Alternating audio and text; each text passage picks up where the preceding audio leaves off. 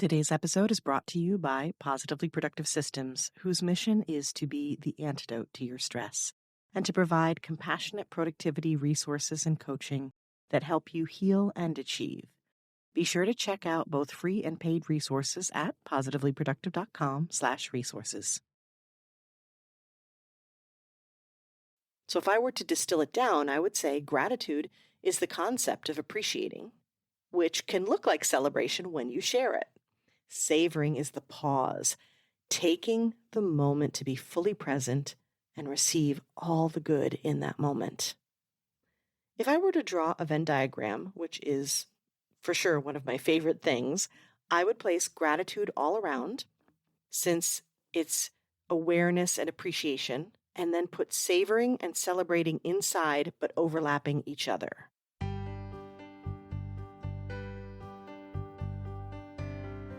You're listening to the Positively Living Podcast. I'm your host, Lisa Zaratny, founder of Positively Productive Systems and a coach certified in time and stress management, helping overwhelmed clients make space for what matters. Join me each episode as we explore ways to live a more proactive, productive life with topics and guests that speak to simplifying self-awareness, systems, and so much more. I understand overwhelm personally as a fellow multi-passionate entrepreneur, wife and mom to kids and cats, and former caregiver. I'm here to help you choose what's right for you so you can do less, live more, and breathe easier. Sound good? Let's get to it. Welcome to the Positively Living Podcast. I'm your host, Lisa, and today I'm going to start this episode by celebrating with you how far the podcast has come. The reason I'm celebrating with you is because you're a major contributor to its success. You're supporting me by listening today, and if you've written a review, left a rating, or shared an episode, that means so much to me. Thank you. Savoring and celebrating is our topic today, so on the way to that, I'd love to get meta and walk my own talk. Here are some details about the Positively Living Podcast that have me most excited. We're currently on episode 159, not including bonus episodes and a trailer, which means we've gotten past some huge milestones in the podcasting world. When you pass 25, 50, 100 episodes, it's a big deal. Now we're at 150 and still going strong. That's one episode a week for nearly 3 years. And the podcast has hit and remains in the top 5% of podcasts worldwide. That's a global ranking out of over 3 million podcasts. Now, please don't make me do the math, but I know it's definitely worth celebrating. The podcast has recently blown past 23,000 downloads, which still boggles my mind. And there are tons of amazing 5-star ratings and reviews with comments in them like, "The topics that Lisa and her guests discuss have really helped me become even more self-aware. I'm a better person for listening. I love all the information I've been receiving in a positive and easy to digest way. After listening to your episodes, I generally feel inspired and motivated, but in a more productive, let's do this kind of way. You approach the material differently than a lot of people. You bring your kindness and consideration to the way you approach the material. It's very refreshing to listen to, actually." Wow. See, this is why I'm here and why I'm doing what I do. And in order to keep doing that, I need to stop and take in what's happened so far. What I just did with you was both savoring and celebrating. I paused to appreciate the aspects that I haven't thought about in a while, or in some reviews I hadn't even seen until I did this episode for you. And then I announced it here. There are many benefits to doing this, which we'll get into, but let's first define the concepts. We'll start with savoring, which is a positive psychology principle. Savoring is the act of stepping outside of an experience to review and appreciate it. Often we fail to stay in the moment and really enjoy what we're experiencing.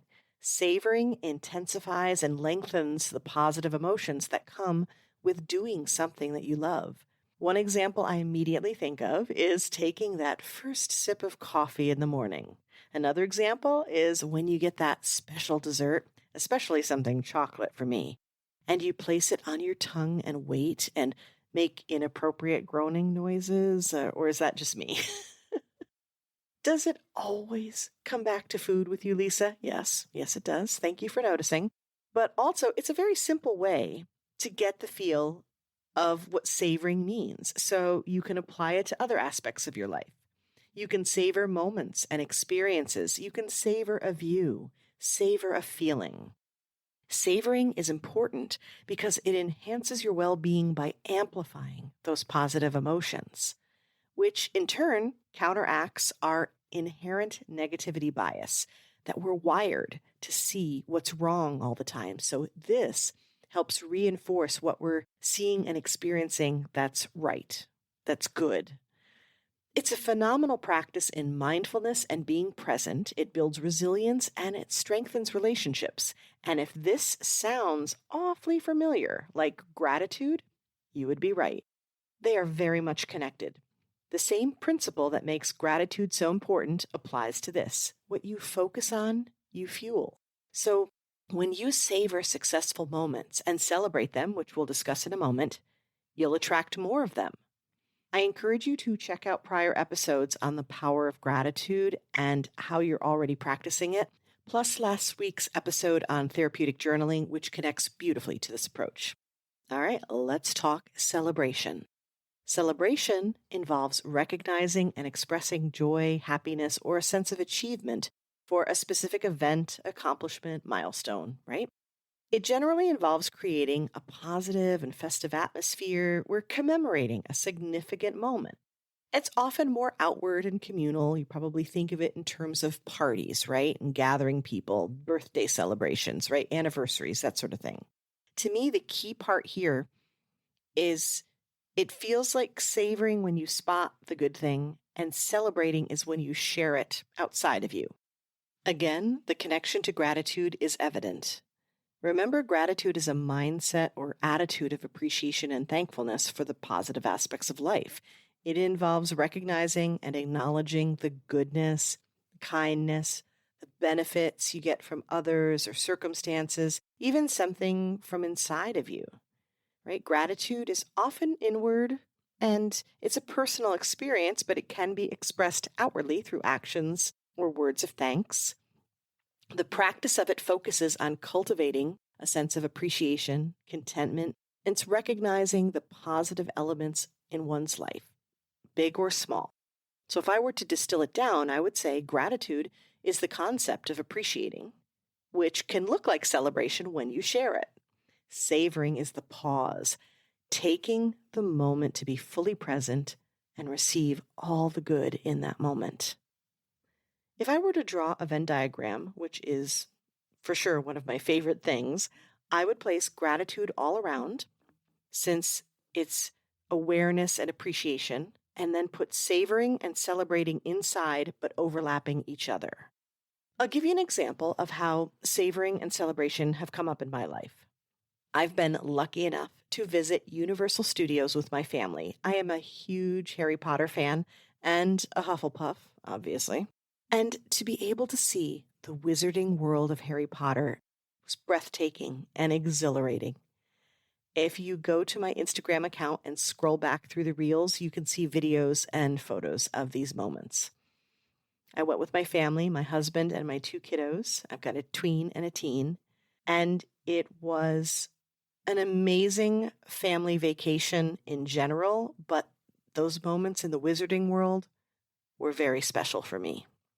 My description alone of this is a form of gratitude that I have for this experience. I don't take it for granted. Not everybody gets to do this kind of thing.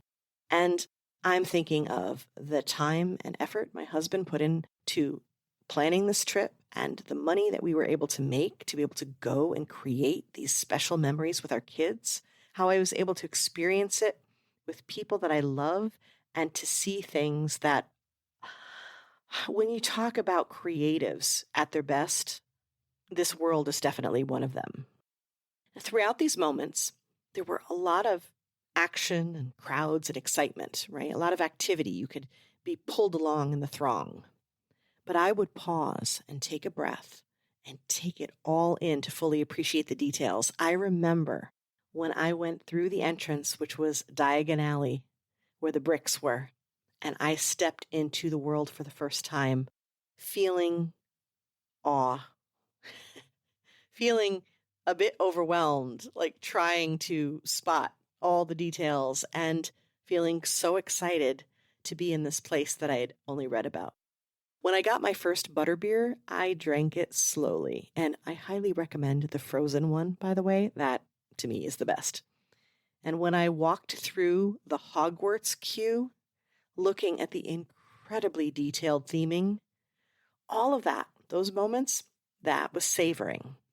When my kids went on one of the most popular rides in the entire theme park, Hagrid's Motorbike Adventure, and came off of it glowing, we stopped right there and asked them to tell us everything about the ride, and they proceeded to share all the details. How incredible it was, how much they loved it, who they were on the ride with, because they went a single rider, so they were on the ride with different people. How they felt in those moments, what happened during the ride.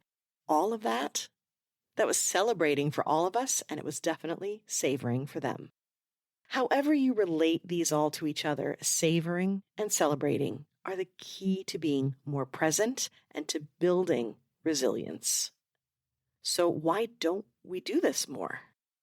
I see 3 things that block us, and to help you remember them, they all start with B: busy, bragging, and big. The busy part, well, we live a busy life. It doesn't allow for much time to stop and smell the roses, so to speak. Our society isn't wired for pausing. We've had to create mindfulness and meditation classes to teach people to stop and breathe and be. We also struggle to see savoring as a beneficial action, although it's getting there, right? The more we keep this conversation going, the more you share episodes like this, the more we're going to get people to think about it. But for the most part, we still tend to deprioritize it. Now, when it comes to celebrating, I think we perceive it as events only, like parties, and that takes time and money, which again encourages us to pass. The next B is bragging. Sometimes expressing gratitude can be a wonderful experience, especially in the form of gratitude for others. Saying thank you, that's a beautiful thing, and it's generally very well received. But when we want to express gratitude for something that's gone well for us, and especially when we celebrate it, which means sharing it with others, that doesn't always land as well. Everyone sees it as bragging, and we've made this such a negative thing. Now, while parents are somewhat allowed to get away with it, to an extent, there is a limit, the minute we try to share our own achievements, it becomes less than acceptable. I think it's time to change that. I mean, kids do it all the time. Hey, look what I just did, I think that's what we need to do too. Let's brag on ourselves and each other. And not in the way you think. Bragging doesn't mean I'm better than you. We need to get over that. Bragging means I did a thing and I need to say something so that I can encourage myself to keep going. So maybe we need another word. It's not bragging and it's not negative. It's really important to celebrate every W. If you're struggling to celebrate what you do, I'm here. Message me. You can find me on social media or through my Connect page on my website and brag away. The third B is big. The last of the 3 reasons I named big because I see way too often how we feel the only things worthy of celebrating are the big things in life. And if we buy into that, we are missing out on way too much. Think of the saying, good things come in small packages. It's time to look for the small and to honor it. In episode 132, one of the ways I told you were already practicing gratitude was when you pay attention to the little things. You don't want to let life pass you by or take moments for granted, so you watch for them and acknowledge them. This tactic is especially important for habits, which you can apply to your personal and professional life. When you start a habit, you need to start small. That's the best way to build on it and to ensure that you remain consistent and that you accomplish your goals. That means you need to celebrate the small. When you're learning and growing, you will stumble. That's just a fact. So celebrating what went right is key to encouraging you to keep going. This is the resilience part, and it's necessary to achieve your goals. So, how can you savor and celebrate more Here are 4 simple ways to help you get started. Number 1, keep searching for moments to be mindful and fully present. Look for that small stuff. Engage your senses and notice the details of positive experiences. And I'm talking the simplest experiences. Like every time I get ice cream. Yep, back to food again. Okay. Every moment, right? Mundane moments especially, like being in a store or a restaurant, or even in a line waiting for something. If you search for a moment of just pure laughter with someone who's dear to you, what a great thing to savor. Number 2 is share and discuss positive experiences with others. This is where gratitude, savoring, and celebrating can all meet together. It's not a brag. It's sharing your joy. Number 3, try a gratitude journal and reflect on the good things in life. And here's where you can get specific. You can get granular. And the more you dig, the more you'll find to appreciate. And the more you're able to appreciate and do it in detail, the more you will practice savoring. Now, savoring is very much being present. So gratitude and journaling may be a reflection of that, but you can capture that moment that you savored. And here's why. Number 4 is to review what you write.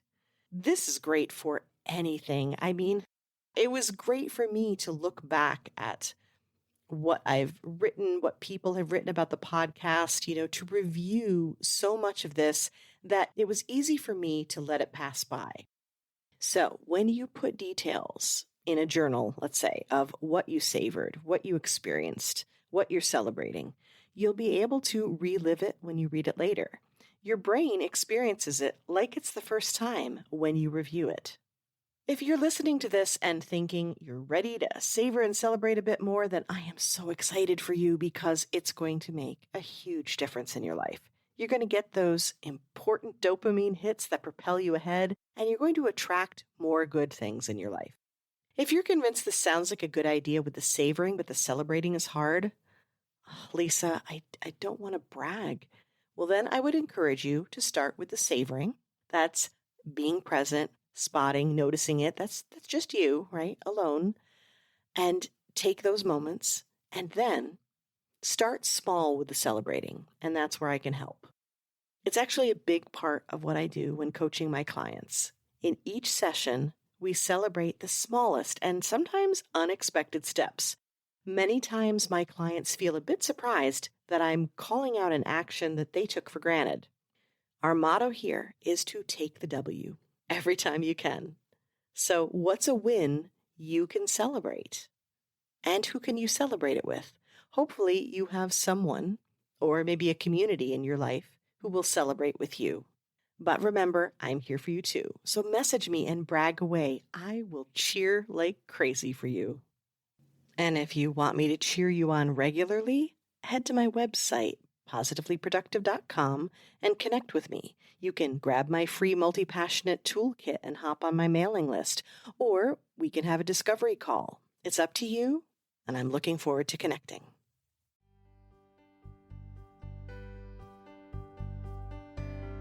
Thank you for joining me today. Your time is precious and limited, and I'm honored you chose to spend it with me.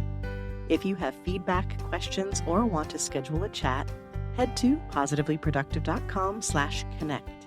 And if you are looking for any of the resources referenced on the podcast, from books to products to training and more, go to positivelyproductive.com/resources.